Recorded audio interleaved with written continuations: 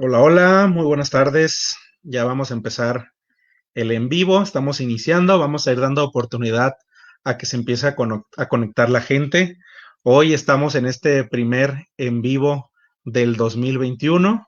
Me siento muy contento, me siento muy a gusto de poder iniciar a contribuir este 2021 con toda la comunidad escolar, compañeros maestros, padres de familia, estudiantes y bueno, todas las personas que nos empiecen a sintonizar, a seguir la transmisión. El día de hoy tenemos un tema y una invitada muy especial que nos acompaña desde Colombia y el tema es buenísimo, yo creo que ya lo pueden ver aquí en pantalla, es qué habilidades requieren los niños y niñas para aprender a leer y escribir.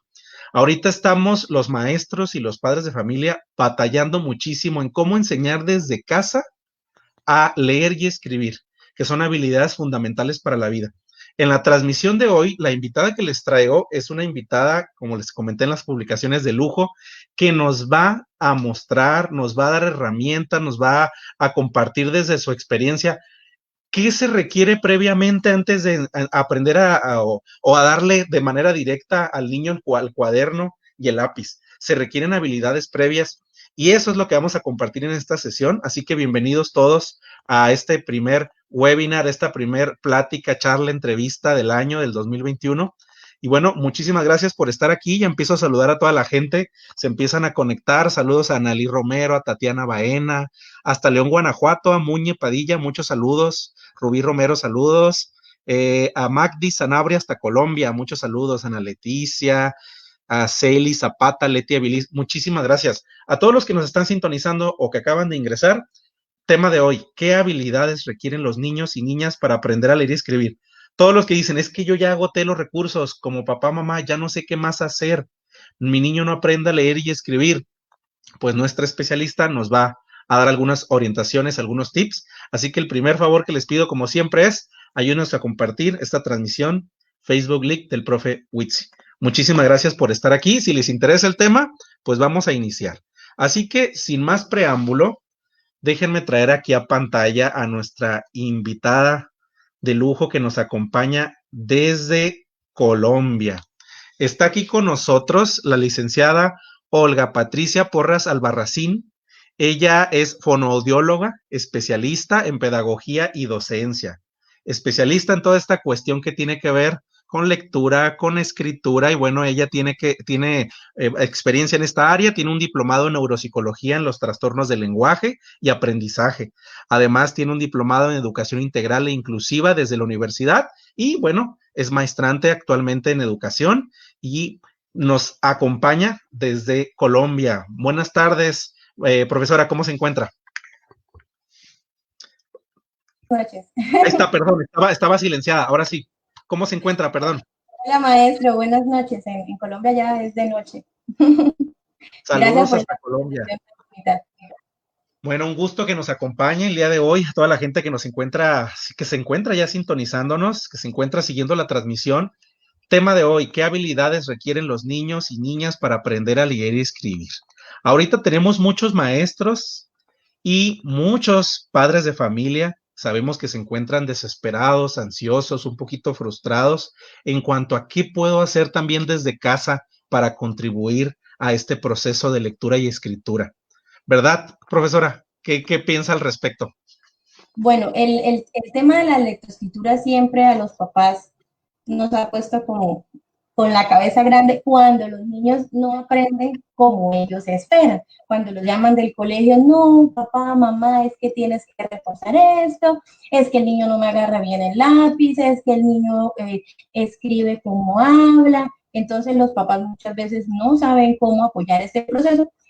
¿Y cuál es el refuerzo generalmente que se hace? No, que le compré una cartilla, que le puse unas planas, ¿sí? Entonces, la idea, como usted lo mencionaba hace un momento, es que podamos conocer hoy que antes de formalizar el proceso de la lectoescritura, que es el proceso que se da de forma concreta y formal en las aulas de clase, porque a los papás, como papás, no nos corresponde como tal enseñar ese proceso, ¿sí? Debemos tener unos prerequisitos. Y esos prerequisitos son los que se ganan a través de la interacción diaria, a través del juego, a través de la relación de los niños con sus pares, a través de un desarrollo de actividades secuenciales que necesita el niño para poder hacer esa actividad que a nosotros ya nos parece tan sencilla como agarrar el lápiz, inventarnos una historia y empezar a escribir o copiar de un tablero. Porque a nosotros como adultos nos parece súper sencillo, ¿cierto, maestro? O sea, lo vemos, ay, pero ¿por qué mi hijo no lo hace? Si es fácil, mira, copia, ahí está en el tablero, solo es copiar. Bueno, para los niños sí es un proceso bastante difícil, bastante complejo, si no tiene los prerequisitos. Así es, maestra, y como podemos revisarlo ahorita, habemos muchos profesores, sobre todo habemos muchos padres de familia, que nos encontramos haciendo esta labor de acompañamiento en casa hacia nuestros niños, hacia nuestras niñas, y pues nos estamos topando con una serie de problemas en cuanto a, número uno, a veces hasta la motivación, cuestiones de maduración, cuestiones de falta de interés hacia las actividades de este tipo. Y bueno, hay muchos papás que nos vamos directamente hacia el proceso formal como tal. Es decir, lápiz, ahí te va la pluma, ahí te va cuaderno y a escribir. Y esta es la A y esta es la letra B y nos vamos directamente en el proceso formal. La intención de esta charla, para todos los que nos están viendo y acompañando, es que platiquemos y que reflexionemos y seamos conscientes de que hay habilidades previas al proceso formal de lectura y escritura que requieren nuestros niños consolidar para que puedan aprender a leer y escribir. Y es lo que nuestra especialista, fonoaudióloga en casa, la licenciada Patricia Porras, nos va a compartir en esta plática. Así que si les llamó la atención el tema y conocen por allá algún padre de familia, compadre, familiares, maestros, denle compartir si nos apoyan a esta transmisión para ayudarles a clarificar estas dudas, estas inquietudes y darles más herramientas para que hagan un mejor trabajo de acompañamiento, de tutoría. ¿Qué le parece, profesora, si iniciamos con todas las problemáticas que se están viviendo ahorita al momento? ¿O cuáles son los principales retos o problemas que vive el padre de familia y el docente también a la hora de enseñar a leer y escribir?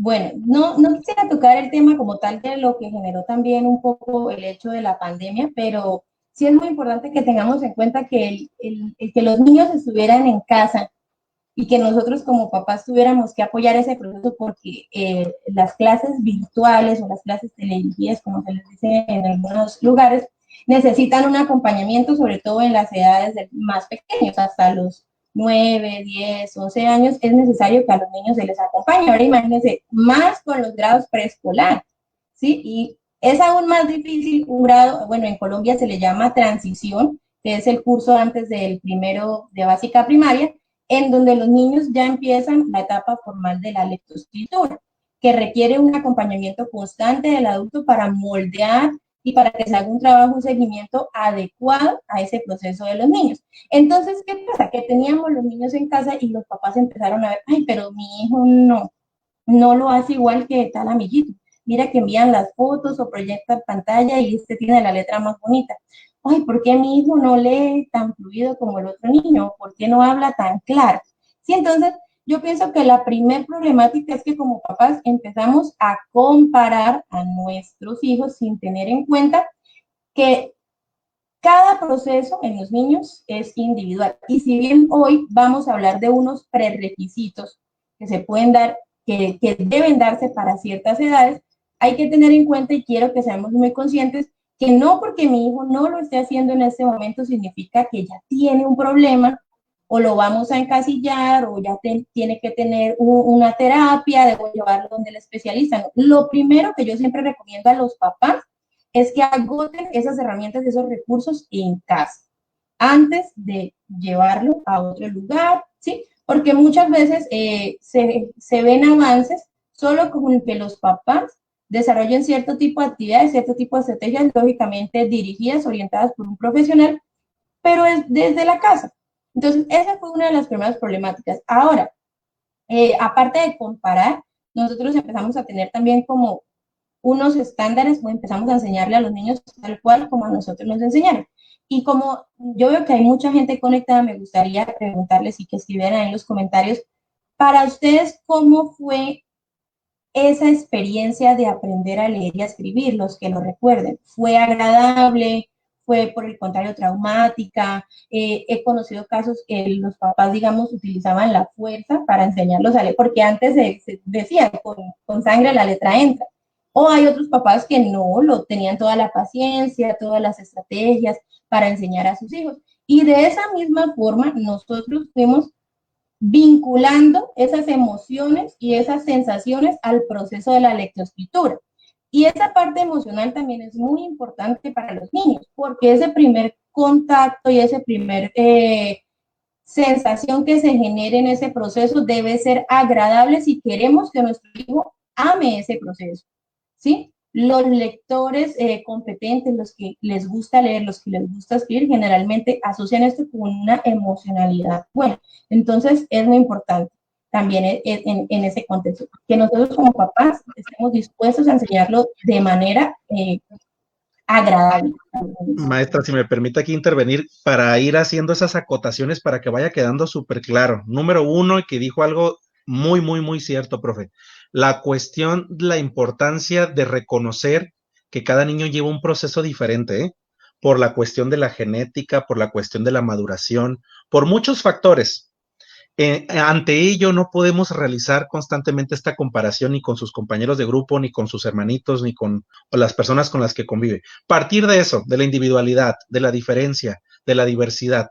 No podemos estar realizando esta cuestión comparativa que a veces frustra más a nuestros estudiantes.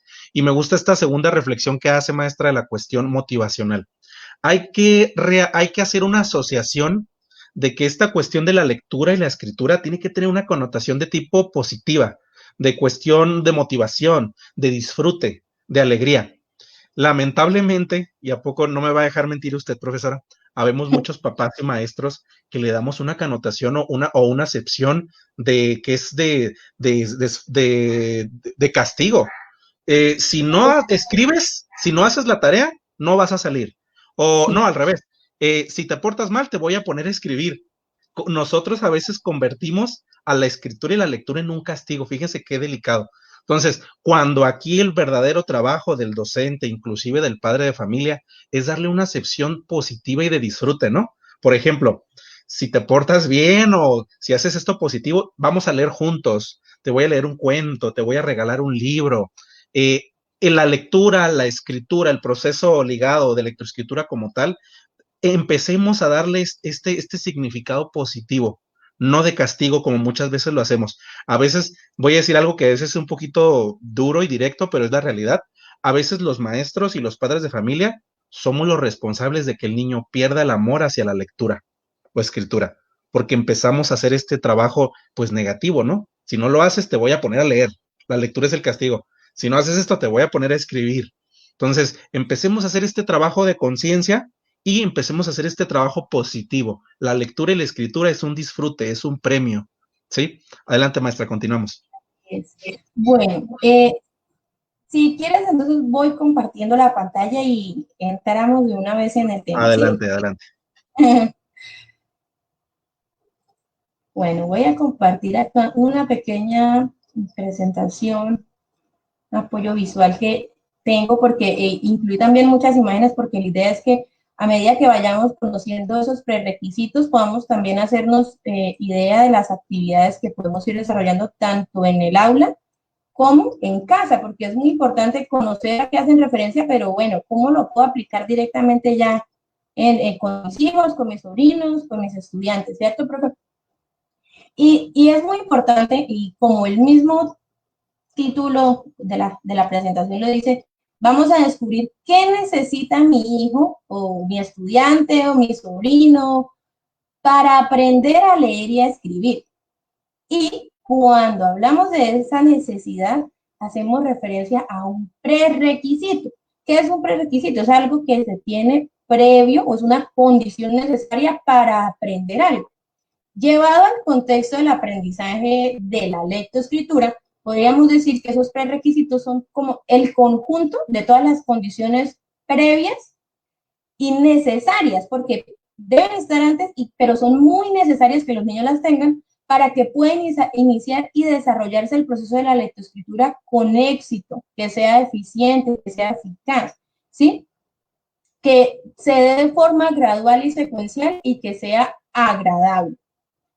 ¿Cuál es la importancia de detallar y definir cuáles son esos prerequisitos? Bueno, la importancia como tal reside en que nos permite conocer la secuencia del desarrollo de la adquisición del proceso de la lectoescritura.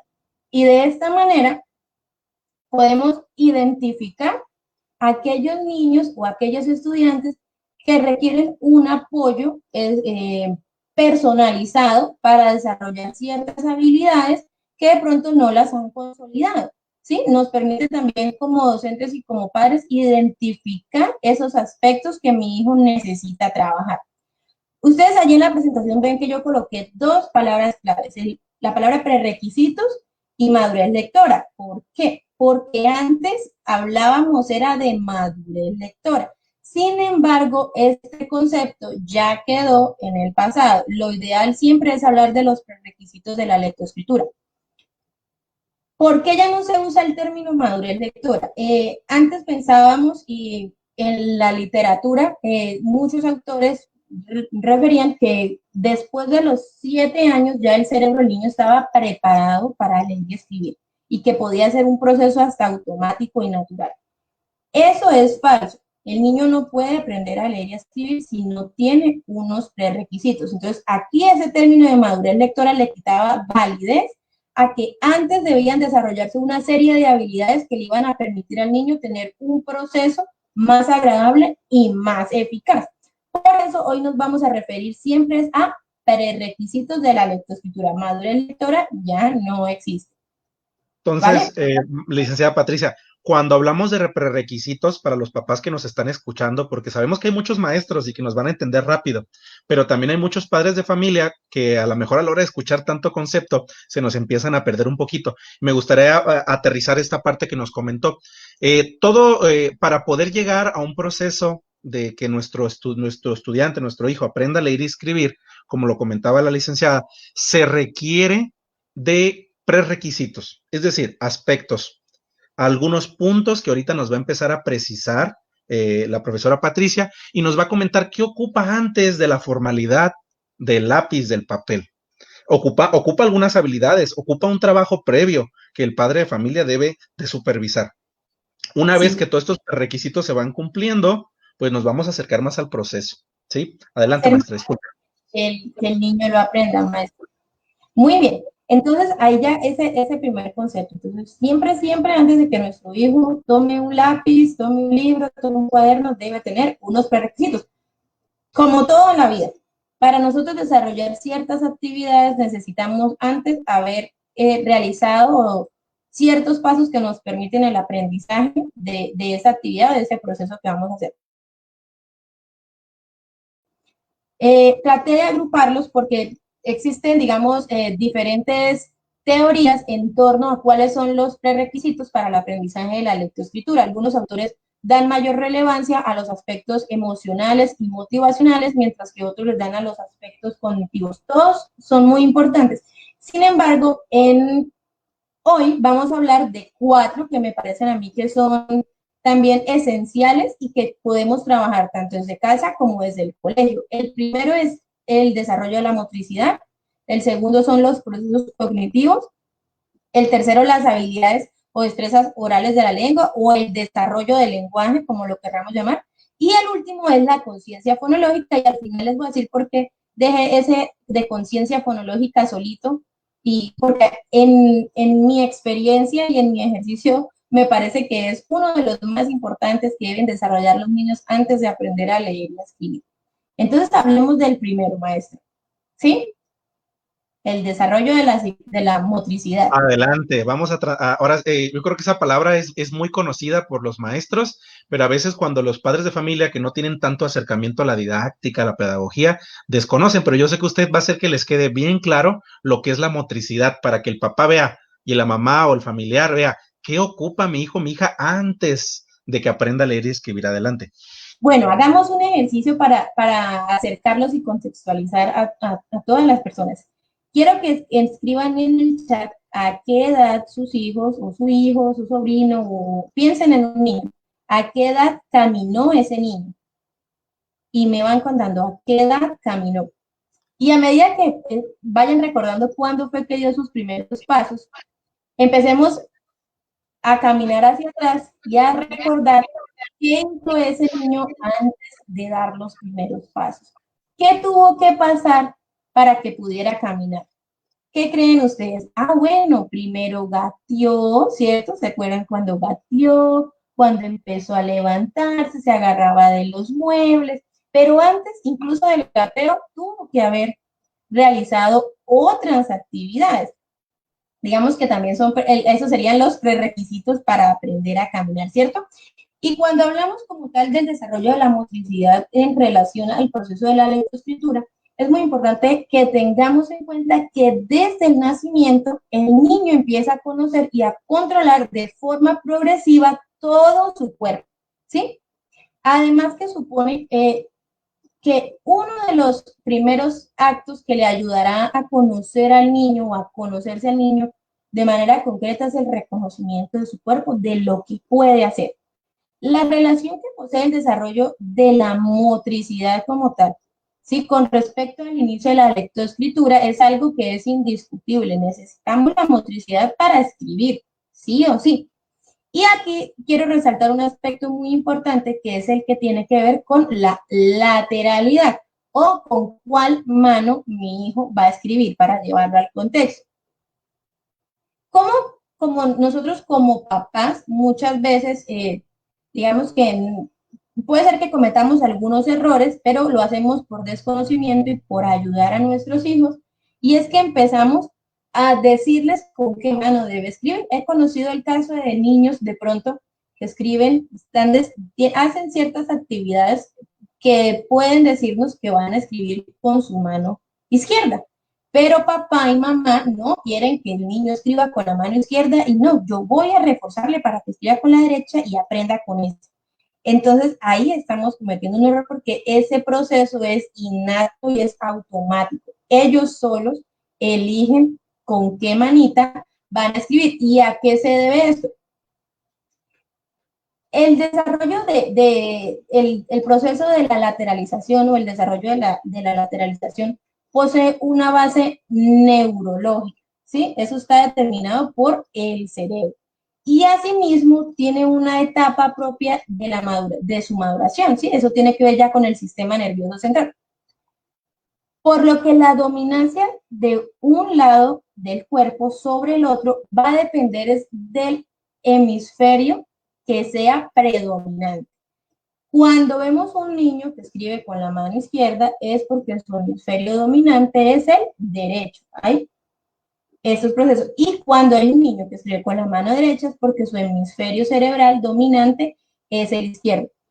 Importante en la lateralidad, y es algo que esto es más para los docentes que tengamos en cuenta, cuando vamos a identificar algún proceso en el niño, si está fallando, debemos ser muy conscientes en verificar que el hemicuerpo, o sea, cuando hablamos de mi cuerpo es la mitad del cuerpo, sea el mismo dominante. Por ejemplo, yo escribo con la mano derecha, pateo pelota con la pierna derecha, mi ojo dominante es el derecho y mi oído dominante es el derecho. Sí, eso es lo ideal, maestro.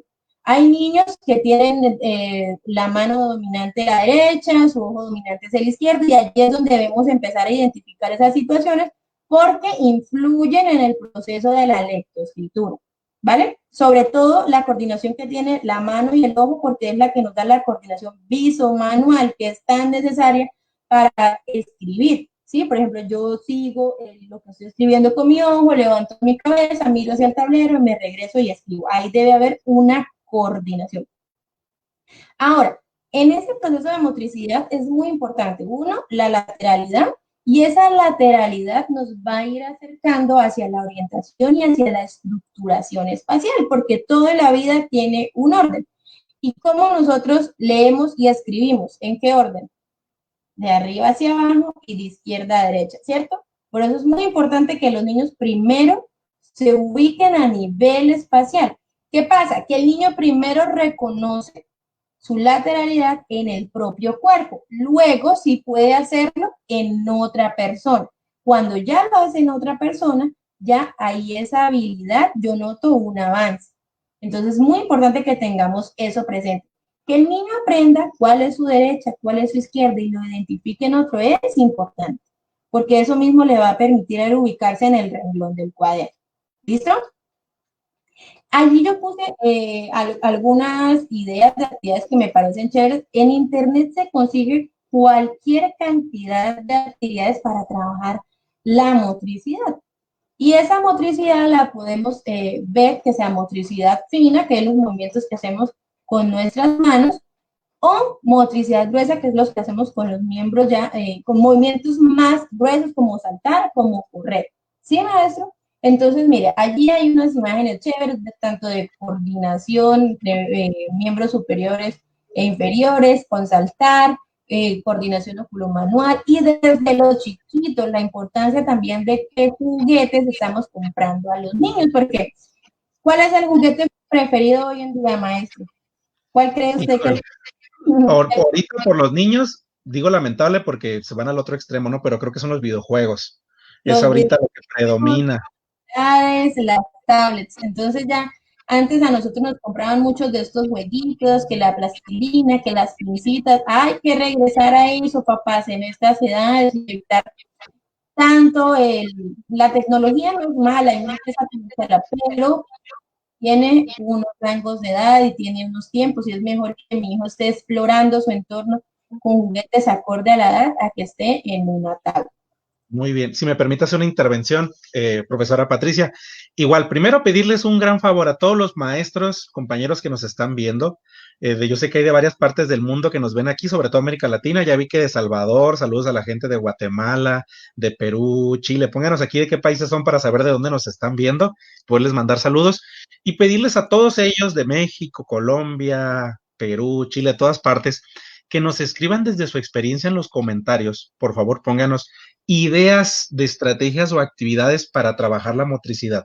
Ya la profesora Patricia nos puso aquí muchas ideas muy, muy buenas, ¿no? Desde trabajar con estos juguetitos didácticos, con la cuestión de seguir huellas, como aparece en la pantalla, trabajo con plastilina, con palitos, cuestiones que tienen que ver con cucharas o utensilios, pero sabemos que los maestros somos muy creativos y tenemos muchas ideas para trabajar la motricidad.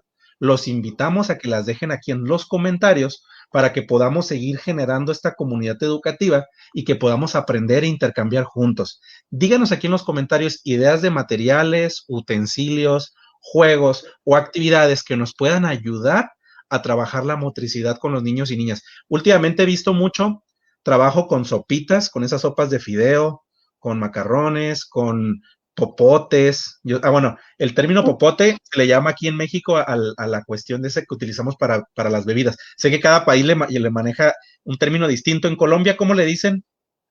Pitillos. Pitillos. Ah, bueno, Colombia, miren, ya aprendimos algo nuevo. Le dicen pitillos a los instrumentos que utilizamos para absorber la bebida. Y qué bueno, nos pueden servir también para realizar algún ejercicio de motricidad con nuestros niños y niñas. Antes de continuar, profesora Patricia, nos hacen aquí una pregunta.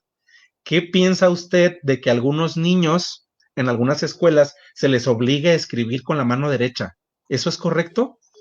No, no, no, o sea, el niño en su mismo desarrollo va a definir cuál es su mano dominante. Es un error y podemos generar serias dificultades más adelante cuando los obligamos a escribir o cuando les cambiamos esa dominancia manual. Sobre todo a nivel psicomotor, hay ya un retraso en el desarrollo psicomotor. No se hace, el niño solo identifica con qué mano quiere. Y hay casos de niños que empiezan a alternar manos. Eso es normal, es cuando el cerebro todavía está identificando cuál va a ser la dominante, pero el niño solo. Muy bien, muchas gracias, profesora Patricia. Tenemos ya un referente más claro respondiendo a esta pregunta. Y bueno, adelante, continúa. Ya estamos leyendo aquí nada más rápidamente, leer algunas ideas que están poniendo aquí. Están compartiendo pues bastante los compañeros maestros, los compañeros Sí, compañeras también, padres de familia, ponen aquí arcilla, trabajar con arena, el rasgado con papel o periódicos, pintar libremente, trabajar con plastilina, ponen también embarrar resistol o líquido blanco y poderlo esparcir con los dedos, cuestión que tiene que ver con juegos al aire libre, actividades pensando con fideos, orbetes, desarrollando la motricidad, trabajar con arena, gelatina, pegar semillas, bueno, muchísimas cosas. hay muchas. Gracias por seguir compartiendo. Adelante, profesora. Sí, también vi un comentario que me gustó. Debe ser de una mamá, dice que utilizar lo que tenemos en casa. Lo que tenemos en casa nos sirve. Muchas veces nos vamos a comprar los super juguetes, pero miren, aquí estas actividades son con cartulina, con pintura, con copitos o hisopos, las cucharitas que tenemos en casa. Entonces, ideas para trabajar es lo que tenemos. Entonces, bueno, hablamos del desarrollo motor o el desarrollo psicomotor y ahora quiero que hagamos referencia hacia los procesos cognitivos. Bueno, y es que allí también dejan algunas imágenes chéveres de actividades con las que podemos desarrollar los procesos cognitivos en los niños. Y es que tenemos que tener en cuenta que cuando hablamos de procesos cognitivos o de cognición, tenemos que hacer referencia a que es un conocimiento, es conocer algo. Y esos conceptos como tal, el de conocer, el de conocimiento, cognición, nos lleva a un conjunto de procesos mediante los cuales la información sensorial, o lo que nosotros llamamos input sensorial, que es la que ingresa a través de nuestros ojos, de nuestros oídos, de nuestro tacto, es transformado, reducido, elaborado, recurrado, mejor dicho, es utilizado por nuestro cerebro con el fin de desarrollar alguna tarea. Y cuando llegamos a este punto, no cabe ninguna duda que el desarrollo cognitivo es crucial para el niño en cualquier tipo de aprendizaje, más aún para el de la lectura y la escritura. Pero ¿qué pasa? Que durante el proceso de aprendizaje de la lectoescritura vamos activando muchos más procesos cognitivos, ¿sí? Que, por ejemplo, en una primera fase podríamos decir que muchos autores han denominado como la fase del reconocimiento en la lectoescritura, requerimos la atención, ¿sí? Lo que implica que el niño debe hacer un proceso selectivo en el que coloca su foco atencional en una actividad particular, eliminando las demás, ¿sí? Sin que lo distraiga. Pero más adelante ese proceso atencional se va a complejizar más. Entonces, esa misma atención que al año, a los 2 años, a los 3 años, ha ido evolucionando, necesita tener más avances para generar otras actividades diferentes. Y lógicamente, allí vemos que a través de diferentes actividades podemos estimular estos procesos. Es por eso que cuando hablamos del aprendizaje del lectoescritor, este también depende del desarrollo cognitivo del niño, ¿sí? En el momento en que inicia ese aprendizaje. En el caso de que y para los docentes más puntualmente, en el caso de que algún docente, algún maestro observe algún tipo de dificultad, debemos tomar como las medidas oportunas para no permitir que avance esas dificultades o que impida el aprendizaje formal de la lectoescritura. ¿Cuáles son estas habilidades como tal cuando hablamos de los procesos cognitivos? Bueno, está la atención, está la memoria, ¿sí?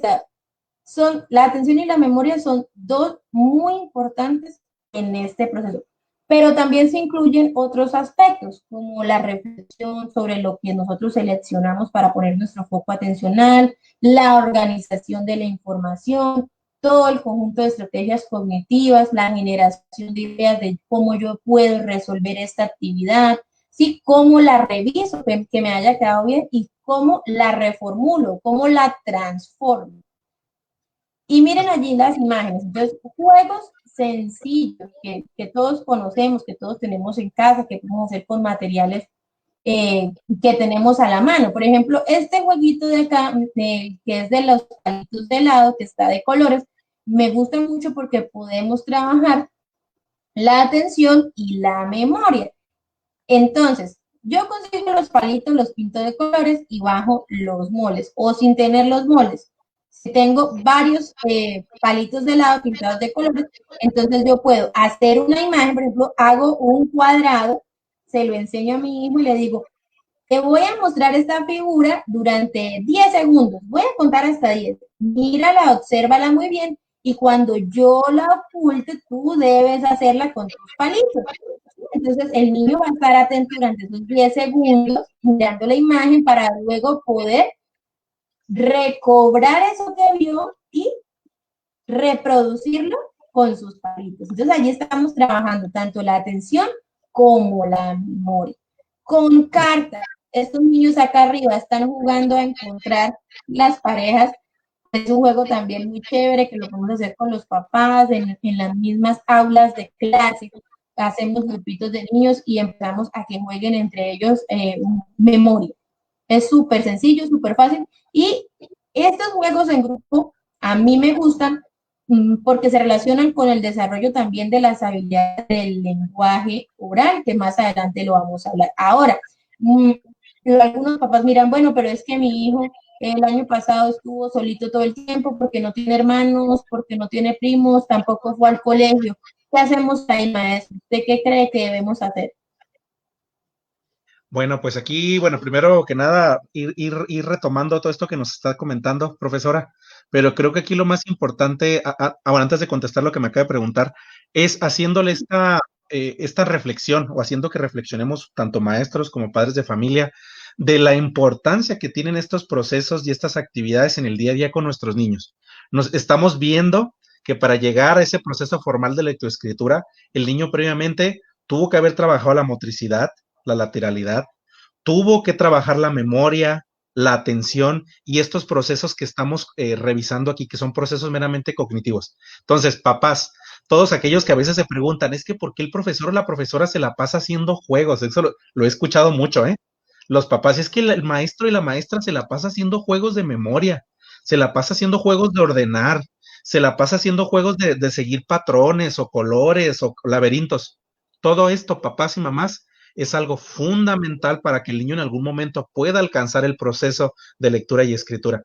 Entonces, lo que estamos viendo aquí paso a paso, tan amablemente compartido por la profesora Patricia, son prerequisitos indispensables, fundamentales para alcanzarlo, ¿no?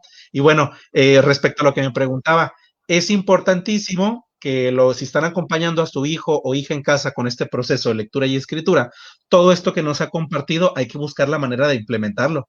Jugar al memorama, jugar a ordenar colores del objetos del más pequeño al más grande, juegos como el Conecta 3, que es este jueguito de los circulitos, juegos como el gato, el tangram, que también nos ayuda a este proceso, los palitos, a seguir un patrón, y bueno, muchos otros juegos que ustedes pueden encontrar en internet y que ya compartió aquí tan amablemente la licenciada Patricia, pero que tenemos que sistematizarlos. Así como ustedes sistematizan el escribir y leer, este tipo de ejercicios también hay que sistematizarlos en el día a día.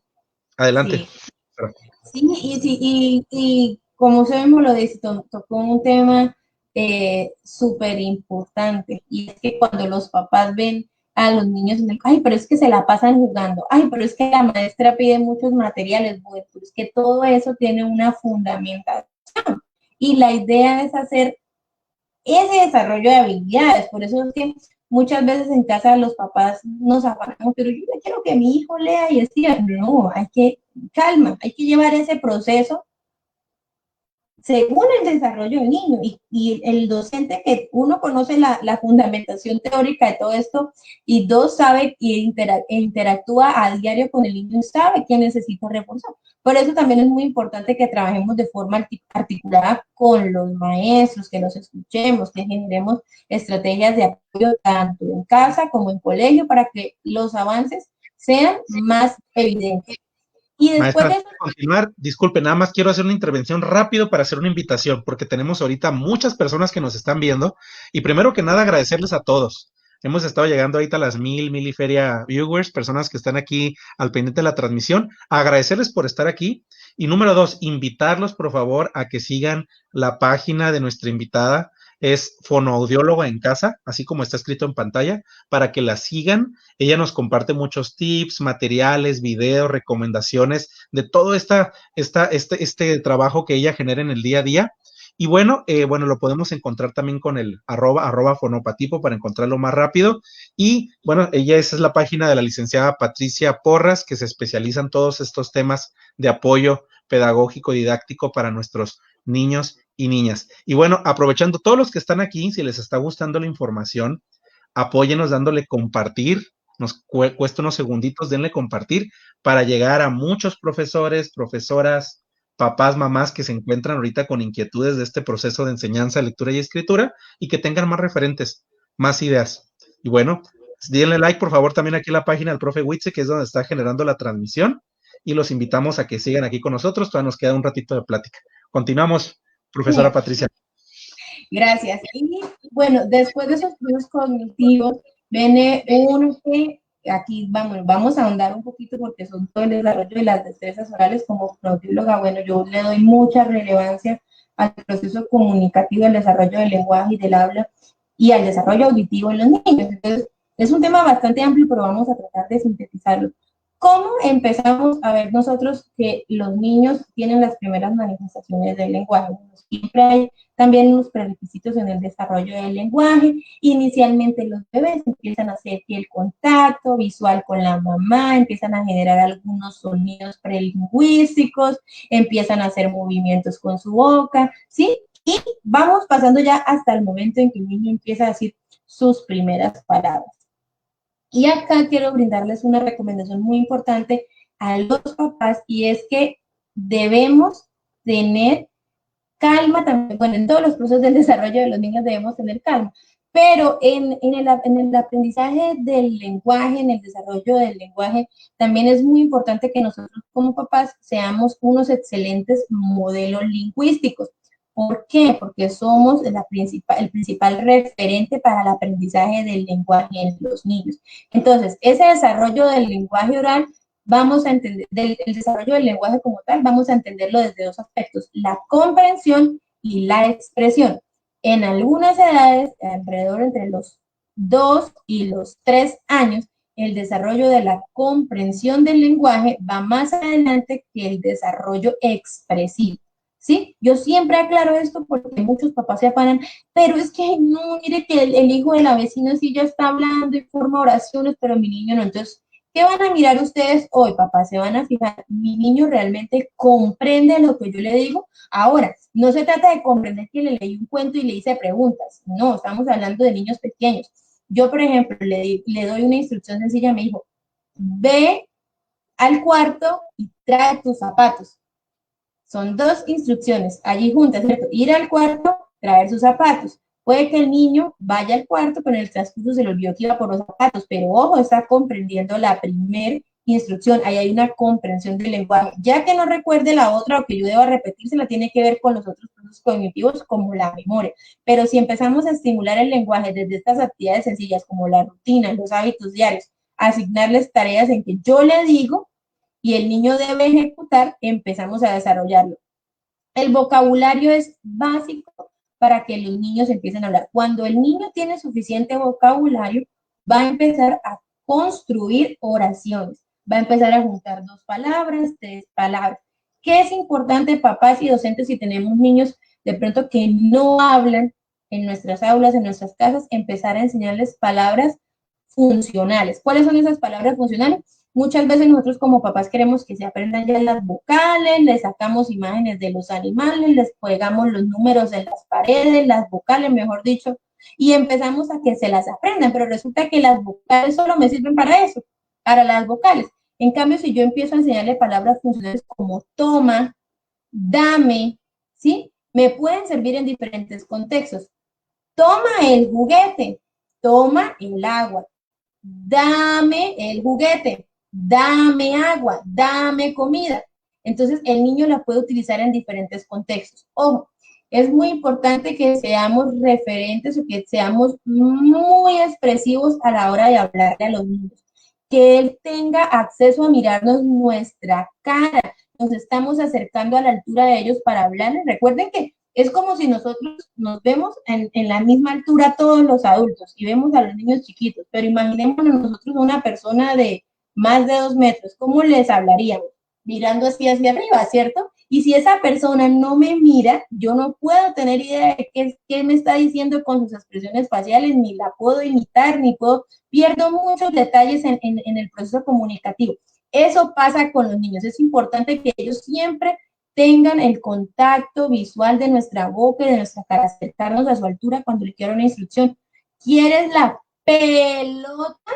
Toma, esta es la pelota. Qué diferente darle una instrucción a un niño así, a decírselo sin que me esté mirando o que yo le esté dando la espalda. Y queremos habla claro, repítelo claro, pero no les estamos dando la instrucción adecuada. Otro tip muy importante acá, de pronto en casa, si tenemos niños que todavía no están hablando o pensamos que no articulan correctamente las palabras, aparte del apoyo visual, de utilizar nuestro dedo para que el niño lleve su mirada a nuestra boca, es siempre hablarle muy claro, evitar los diminutivos. A algunos papás les gusta que los niños hablen así como niños pequeños, porque son niños y pensamos que de pronto el hablarle mi muchito, pechocho, la maripochita, es para nosotros como divertido, ¿cierto, maestro? Y lo vemos tierno, pero ojo, porque es que ese es el referente que los niños están tomando para hablar. Y ellos van a conocer la palabra mariposa o la palabra maripocha, depende como yo se la diga. Y en esa misma línea, al llevarlo al proceso de la lectoescritura, vamos a encontrarnos, y es algo muy coloquial que se dice que tal como los niños hablan, escriben, bueno, tiene algo de razón. Hay niños que no les pasa eso, pueden tener dificultades articulatorias, pero escriben bien, pero allí es otra base de esa dificultad articulatoria. Pero cuando es fonológico, la dificultad, es decir, en el procesamiento de los sonidos del lenguaje, sí el niño va a escribir tal cómo está hablando. Entonces, es muy importante ese desarrollo del lenguaje correcto. Sí, generarles y ofrecerles nuevo vocabulario, hablarles constantemente, explicarles lo que estamos haciendo. Si yo tengo al niño en la casa y yo estoy haciendo el almuerzo, lo tengo sentado en la sillita, mientras que le pongo unos carritos y yo estoy cocinando, no le hablo, el niño está allí. Bueno, yo puedo irle contando, mira mi vida, estoy sacando un banano, este es el banano, ¿de qué color eres? Es amarillo. Banano, mira mi boca, vamos a pelar el banano y la mamá va a cortarlo y se lo va a poner a la ensalada. De pronto el niño no se va a aprender todas las palabras, claro que no, esta no es la idea, pero tú le estás dando información acerca del mundo que lo rodea y eso es importantísimo en el momento que el niño ya empiece a construir oraciones y más adelante en el desarrollo de la lectoescritura va a necesitar mucho vocabulario para empezar a construir textos y eso también va de la mano con el contexto en que nos desenvolvamos, ¿cierto, maestro? Muy bien, maestra. Me encanta toda la información que llevamos al momento. Decirle que hay mucha participación aquí en los comentarios, muchísima gente opinando, felicitándola por su trabajo, por la intervención, por la ponencia. Muy, muy bueno también desde mi perspectiva. Y bueno, vamos recapitulando todo esto que ha platicado. Hay que hacer como esa recapitulación de lo que llevamos al momento. Platicamos al inicio de que estamos teniendo muchas problemáticas para enseñar a leer y escribir. Tenemos muchos papás, mamás, maestros frustrados, frustradas porque el niño no está aprendiendo a leer y escribir a lo mejor en el tiempo que por lo regular se le asocia que debe de aprender este proceso. Después de ello platicábamos de que existen prerequisitos. Esos prerequisitos son habilidades fundamentales para que nuestro alumno debe desarrollar antes de irse formalmente a la lectura y escritura. Y es aquí donde quiero pedirles que hagamos un ejercicio de reflexión, padres de familia, maestros, maestras, de lo que la licenciada Patricia nos ha compartido. Hagan este análisis, este checklist. A ver, yo ya estoy trabajando motricidad. ¿Qué tanto he trabajado la motricidad en estos últimos meses? Pónganse una palomita, si lo están haciendo escrito. Si lo están haciendo mental, anótenlo mental. 2, ¿qué tanto trabajo las cuestiones cognitivas, la atención, la memoria, este tipo de ejercicios que ayudan a la parte cognitiva, la inteligencia con nuestros niños y niñas? Ahí ya llevarían 2 palomitas si lo estamos trabajando. Y 3, lo que llamamos al momento, ¿qué tanto desarrollo las destrezas orales? Que mi hijo aprenda vocabulario, que se exprese, que platique, que aprenda el significado de algunas palabras, que ponga en práctica la oralidad, vaya. Entonces, aquí llevamos 3 aspectos. Analícenlo, qué tanto lo hemos practicado, qué tanto lo sistematizamos en el día a día, y de ahí se van a dar una idea. Ok, yo creo que por esto mi hijo todavía le falta mucho. Todavía, de las 3 que llevamos mencionadas, no trabajo prácticamente ninguna. Quizás pueden ser algunos de los factores que está dificultando el aprendizaje, la lectura y la escritura.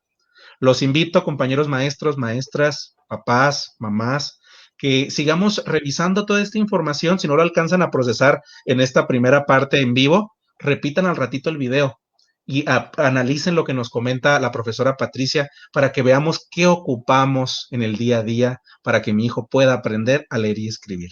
Continuamos, profesora Patricia, excelente información y pues adelante. Así es, gracias, maestro. Y bueno, ahora que toca el tema de qué tanto estamos trabajando los mire papás y también los docentes, porque esto nos sirve dentro del aula. Una sola actividad bien planeada me sirve a mí para trabajar todas estas actividades. Digamos que yo no tengo muchos materiales en casa y mi hijo no tiene muchos juguetes, pero supongamos que tengo un Lego. Siempre yo veo a todos los niños en su casa les compran Lego de esos que arman castillos y se pone una fichita y se pone la otra que son de colores. Entonces yo voy a jugar con él un juego de memoria. Entonces yo le coloco 3 fichitas, amarilla, azul y roja, que la mire y luego él la reproduzca. Y si lo hace bien, entonces vamos saltando hasta la puerta como conejitos, como premio. ¿Sí? Y a medida que yo le estoy dando esa instrucción de que debe colocar esas 3 fichas, le voy contando. Vamos a contar cuántas fichas hay. Mira, hay 1, 2, 3. Y le señalo mi boca. Entonces, ahí ya también estoy trabajando la parte del lenguaje. Entonces, una sencilla actividad nos sirve para trabajar todas estas habilidades. Y ya por último, dejé una solita, que es la conciencia fonológica, que últimamente ha tomado mucha fuerza en las instituciones educativas y sobre todo en los docentes que empiezan esa enseñanza de la lectoescritura formal. ¿Por qué? Porque diversas investigaciones han demostrado que la conciencia fonológica es un prerequisito y es un predictor de cómo serán esas habilidades a nivel de lectoescritura. Y esa conciencia fonológica es muy importante porque hace parte de unas habilidades más grandes, de un conjunto de habilidades más grandes que se llaman habilidades metalingüísticas, que son las que le permiten al niño manipular, reflexionar y jugar con los sonidos del lenguaje. El lenguaje está compuesto por unos sonidos.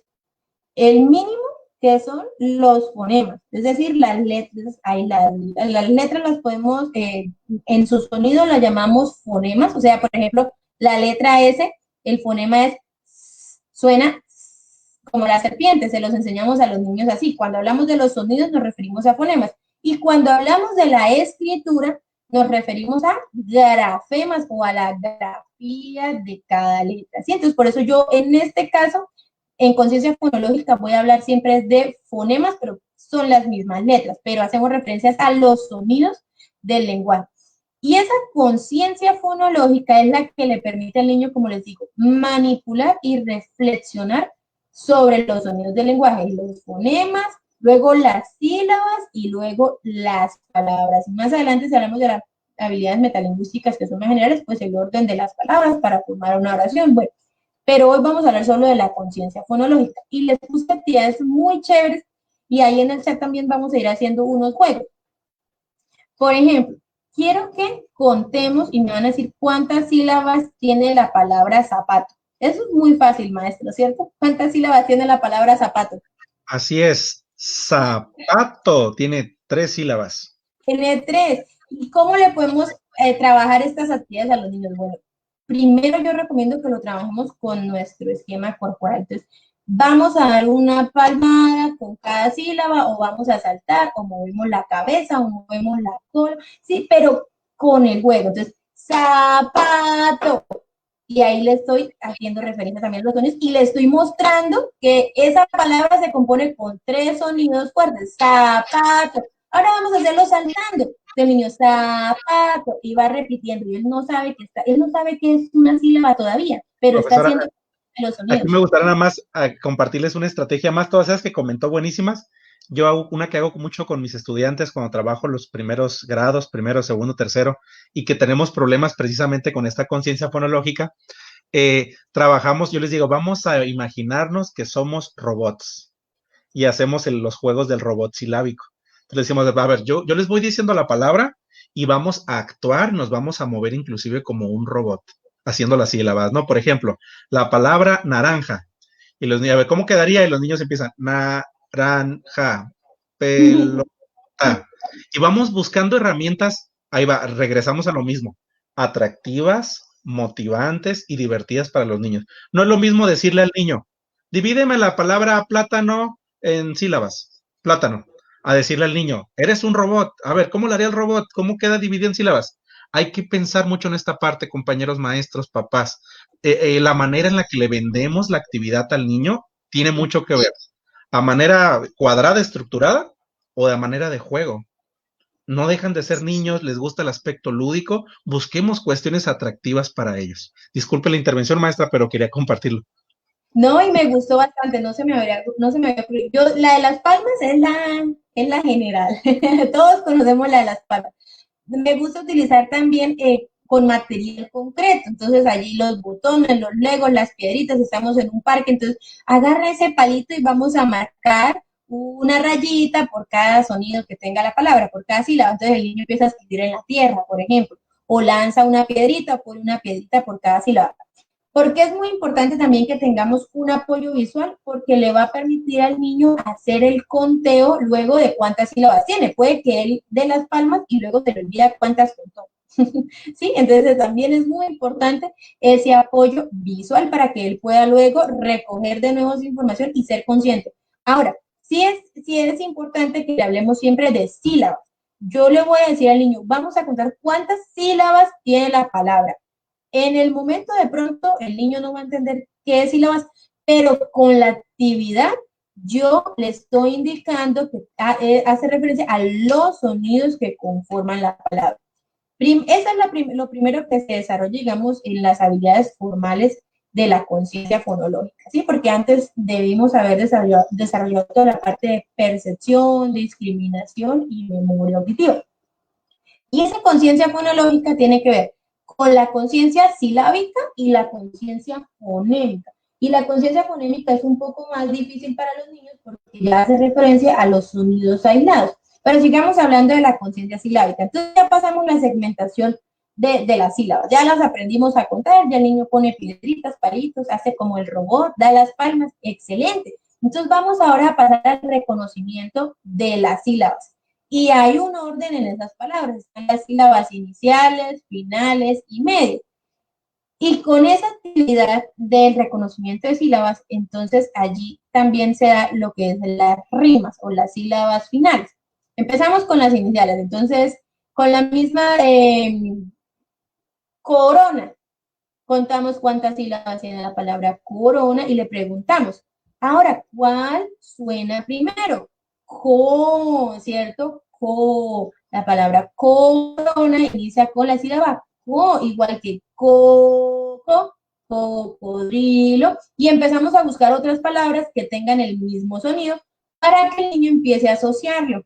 Entonces ahí podemos hacer juegos también de quién encuentra más palabras, o con qué palabra inicia, o el veo, por ejemplo, le coloco varias imágenes y yo empiezo a darle pistas. Estoy viendo una palabra que tiene 3 sílabas, ¿sí? Tiene 3 sílabas, entonces los niños ya empiezan a buscar, ay, ¿cuáles de esas imágenes tienen 3 sílabas? Y también empieza con la sílaba co, entonces ya el niño tiene 2 pistas, 3 sílabas e inicia con la sílaba con, entonces corona, por ejemplo, ¿sí? Eso es una buena estrategia. También podemos hacerlo a través de las rimas y eso sí los papás lo hacen a través de canciones, a través de coplas, estos jueguitos también son muy chéveres. Y luego pasamos a lo que es la manipulación silábica. Entonces, yo quito y coloco, invierto, muevo, elimino las sílabas para formar nuevas palabras. ¿Sí? Por ejemplo, ¿qué pasa si a zapato yo le quito la sílaba sa? ¿Qué me queda? Pato. Uy, cuando los niños empiezan a descubrir que pueden formar nuevas palabras con eso, les encanta y empiezan a jugar, se divierten, se ríen. Entonces, es llevarlos a eso. Como usted decía, maestro, saber venderles la actividad y que los niños la disfruten, pero hay un orden. Entonces, estábamos en las sílabas y luego sí, cuando el niño ya manipula las sílabas, vamos a llevarlo a que manipule los sonidos aislados. Entonces, volvemos al mismo proceso. El reconocimiento ahora de los sonidos iniciales, pero ya no silábicos, sino aislados. Entonces, mamá, ¿con qué sonido inicia? Mamá, suena la y la es el sonido de la letra M.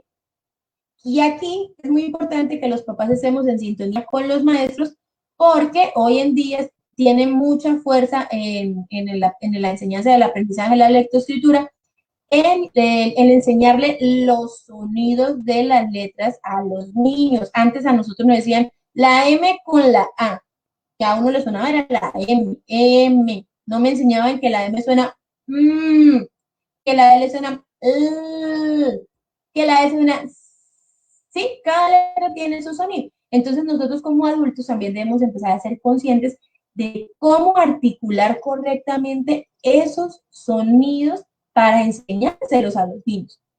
Entonces, el niño empieza a ser consciente que mamá empieza con la igual que manzana, muñeca, ¿sí? Y el realizar estas actividades también favorece los procesos articulatorios. He visto que han preguntado también mucho en el chat, ¿qué hago que mi niño tiene 6, 7 años y todavía no habla claro? Bueno, vamos a empezar a revisar todos los factores, como les estamos hablando, si les estamos ofreciendo un buen modelo, si somos conscientes de enseñarles cómo se pronuncia cada sonido, porque cada sonido tiene un punto y un modo articulatorio dentro de nuestra boca. Entonces, algunos niños no los pronuncian correctamente porque no lo conocen, otros tienen otras dificultades, pero siempre es importante que seamos conscientes de eso primero antes de descartar cualquier otra cosa. Muy bien. Excelente. Y allí, para terminar, en la conciencia fonémica, entonces luego pasamos al reconocimiento de los sonidos, si está al inicio, a la mitad de la palabra o al final, y hacemos lo mismo que hacíamos con las sílabas, la manipulación silábica, pero ahora lo hacemos manipulación fonémica. Invertir, eliminar, colocar, ¿sí? Todos los sonidos, pero aislados para formar nuevas palabras. Y esa es la conciencia fonológica. Y miren, en internet ahora se consiguen cualquier cantidad de actividades para hacerlas nosotros con materiales en casa y material bonito. Entonces, no es sino que le dediquemos un tiempo para que los niños tengan con qué jugar en casa y es un material que les va a servir. Por ejemplo, aquí hay un rincón que me gustó, tiene cuentos, tiene las letricas para que forme sílabas, para que forme palabras, le colocan la imagen para que tenga la referencia visual. Excelente este rincón, maestro, me encantó. Mire aquí el que está con imágenes, por ejemplo, y tienen la F que inicia con foca, tienen la L del loro, le dan también un apoyo visual al niño para que recuerde el sonido. Sí. Y es chévere. Muy interesante, maestra, muy interesante. Antes yo sé que este tema es bastante extenso, pero intentó resumirlo para que se queden con las ideas más importantes y sobre todo que lleguen como a esa reflexión de que hay algo previo, de que hay algo antes de, que no es nada más desesperarnos porque mi hijo no aprendió a leer y escribir, sino realmente hacer ese diagnóstico, de ver el qué es lo que pasó en el camino, por qué mi hijo no lo ha logrado. Entonces, ahorita, ya con toda esta información, profesora, ya muchos maestros y muchos padres de familia ya pueden decir, a ver, trabajé entonces la conciencia fonológica, trabajé las habilidades orales, trabajé las cuestiones cognitivas, trabajé las cuestiones que tienen que ver con motricidad. Después de ello ya podrán decir, ya sé por dónde me voy a ir entonces, ya sé qué me hizo falta, o ocupo seguirle abonando a esta otra parte, ¿no? Entonces, después de ello, me gustaría invitar a todas las personas que nos están viendo, que son muchas, son más de 1000 personas que están aquí activas con nosotros, agradecerles tanto a la profesora Patricia como a todos los que estuvieron aquí en el auditorio. Muchísimas gracias, es un gusto, pero decirles que en esta última parte, los últimos minutitos que nos va a regalar la profesora, ojalá que nos apoye. Me gustaría que nos lancen preguntas por aquí que tengan que ver con toda esta cuestión de la lectura, la escritura y las habilidades previas. Lancen todas las inquietudes aquí en los comentarios y estaremos seleccionando algunas preguntas para poder dar respuesta. ¿Está bien? Y en lo que escriban ustedes las preguntas, pues también decirles que este espacio es pensado para ustedes, comunidad educativa, maestros, padres de familia, alumnos, todas las personas que estamos haciendo sinergia para producir experiencias, conocimientos, experiencias, intercambio, todo lo que nos ayude o que contribuya a mejorar el proceso educativo. ¿Sí? Les agradezco también en los comentarios o a través del inbox, mándenme mensajes, profe, me gustaría que tratar este tema. O a lo mejor desde el expertise de la licenciada Patricia, que es fonoaudióloga, nos puede a lo mejor, ¿por qué no? Le invitamos nuevamente con otro tema, adelante. Pero déjenoslo saber a través del inbox o en los comentarios qué más temas. Y ahorita díganos también qué preguntas. No sé si gusta ir manejando una especie de conclusión, licenciada Patricia, en lo que vamos revisando aquí las preguntas. Bueno, y más también porque vi algunos comentarios que me llamaron la atención en cuanto a la secuencia. Bueno, estas habilidades no es que tienen que desarrollarse tal cual como yo las dije, o sea, no es que primero lo motor, luego lo cognitivo, luego lo no, eso es transversal, o sea, el desarrollo del lenguaje, el desarrollo motor, el desarrollo de los procesos cognitivos, inicia desde que el niño nace, ¿sí? Solamente que vamos secuenciándolo y lo vamos complejizando con el paso del tiempo. Y también, bueno, como conclusión, lo que les dije al inicio, para mí es muy importante siempre decirle a los papás que ellos deben conocer muy bien el proceso de sus hijos y no deben compararlo, deben saber identificar qué necesidades de apoyo tienen para ofrecer las estrategias. Y si bien hay unos hitos en el desarrollo, tanto del lenguaje, el desarrollo psicomotor, el desarrollo cognitivo, todos los niños tienen un proceso particular y debemos personalizarlo. Esto mismo debemos hacer en las aulas. No podemos enseñar forma. Entonces, empezar con esas prácticas pedagógicas para que sea más agradable la enseñanza de los niños y el aprendizaje. Había una pregunta que me llamó mucho la atención, maestro, y es que cómo podían enseñar en la virtualidad la lectoescritura, si es posible y es Así igual. Es. Sí. Aquí lo colocaste, sí.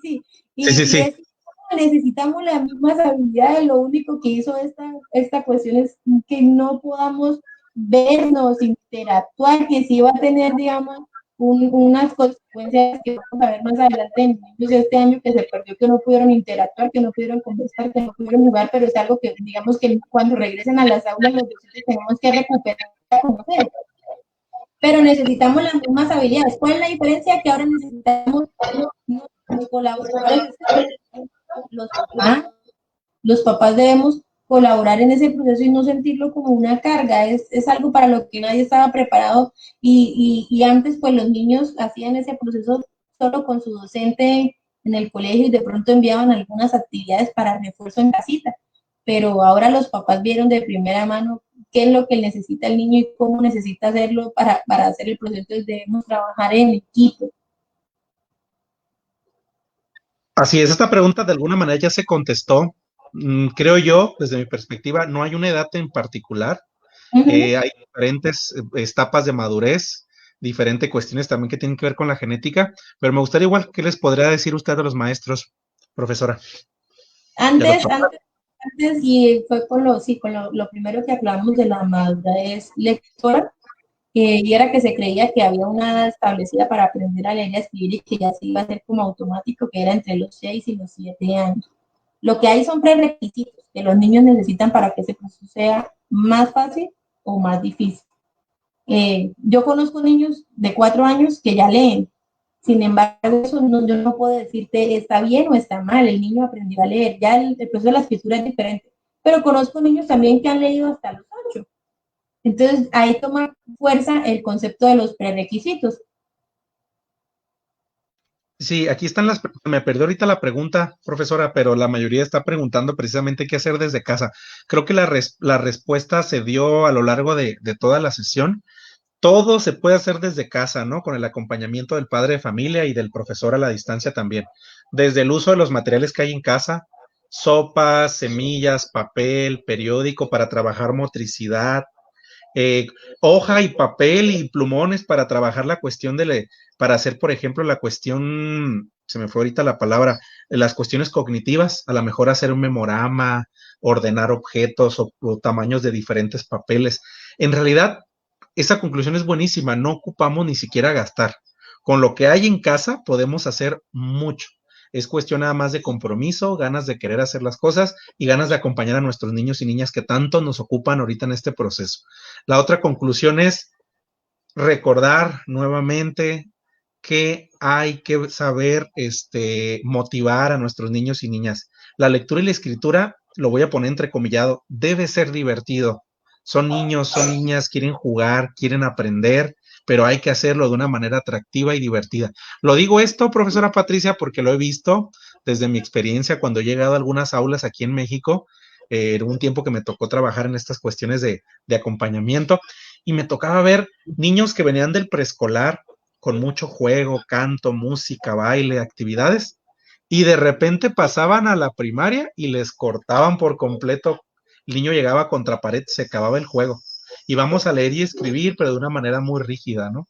Entonces, la importancia de recordar que el niño requiere de este aspecto lúdico motivacional. Sí, Eh, sí.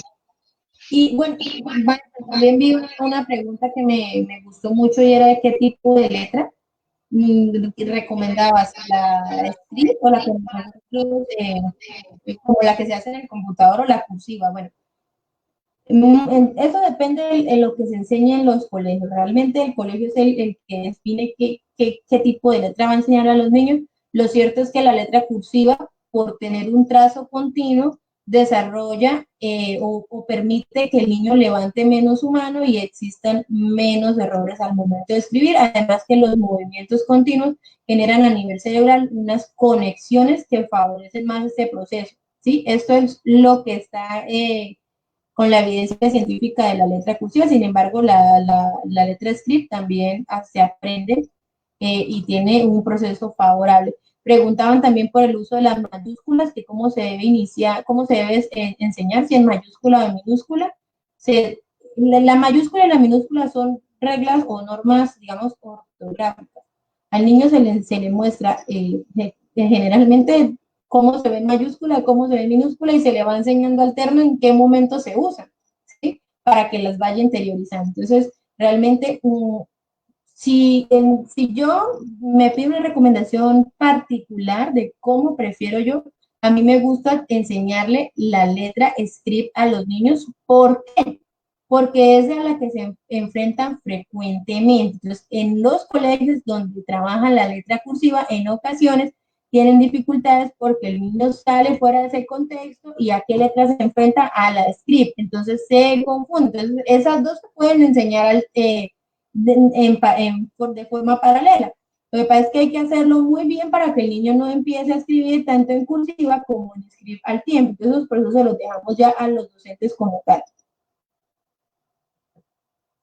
Muy bien, maestra Patricia. Maestra, nos piden aquí que nos vuelva a decir nuevamente cuáles son sus redes para que la puedan seguir. Invítelos, por favor, y platíquenos en qué consiste su trabajo como fonoaudióloga, para que todos los que estén interesados la sigan también. Adelante. Bueno, en Facebook, Instagram y YouTube me pueden encontrar como @fonopati de Patricia Pati Pop de Porras. Ahí está en la pantalla, @fonopati Pop. En YouTube subo un material especial porque son videos para niños, para trabajar actividades. Entonces pueden encontrar actividades para pronunciar la R, pronunciar la S, en donde les hago juegos de articulación y de conciencia fonológica y hago algunas otras actividades, por ejemplo, de memoria secuencial auditiva, memoria visual. Sí, los videos de YouTube son dirigidos hacia niños y los niños generalmente están viendo mucho contenido en YouTube. Entonces, de vez en cuando podemos apoyarnos en estas estrategias, en estas herramientas para que aprendan o para que jueguen con algo que les va a dejar alguna enseñanza, ¿cierto, maestro? Y tengo otro video también con recomendaciones para docentes y para padres. Bien, profesora Patricia, primero que nada agradecer su intervención.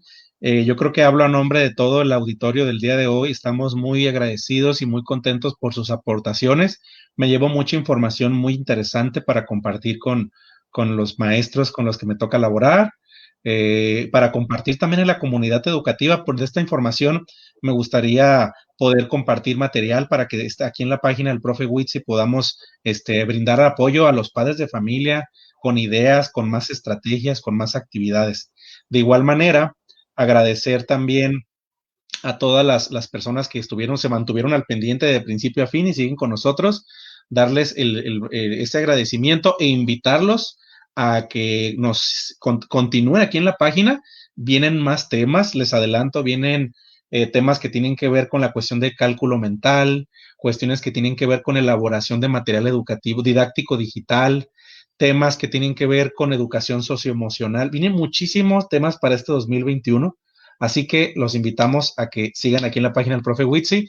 Gracias, profesora Patricia, por estar aquí con nosotros. Si gusta despedirse del auditorio, adelante. Muchísimas gracias por la invitación, maestro. Me gustó mucho poder compartir en este espacio esta información. Igualmente todo lo que yo comparto es gratuito. La idea es que podamos generar redes de apoyo, estrategias de apoyo en casa, con los docentes. Entonces, en mis redes sociales también me pueden escribir si tienen alguna consulta, que qué puedo hacer con mi hijo, qué me recomiendas. Pues a medida que me van llegando los mensajes, yo voy leyendo y voy respondiendo y en lo que pueda colaborar, lo haré. Entonces, la idea es esa, que nos podamos apoyar. Y muchas gracias a todos por la invitación. Yo también soy seguidora del profe Quiz. Me encanta. Me Muchas encanta gracias. Muchas compartir. gracias por sus palabras y por estar aquí con nosotros. Estoy seguro que nos vamos a volver a ver, si Dios quiere. Vamos a presentar otros temas. Ahorita se me vinieron otros proyectos y temas a la mente, a ver si podemos poner a consideración y ver qué más podemos acercarle a toda nuestra gente que sigue aquí las comunidades. Gracias, licenciada Patricia. Nos vemos en la próxima. Muy buenas noches a todos y hasta la próxima. Muchísimas gracias.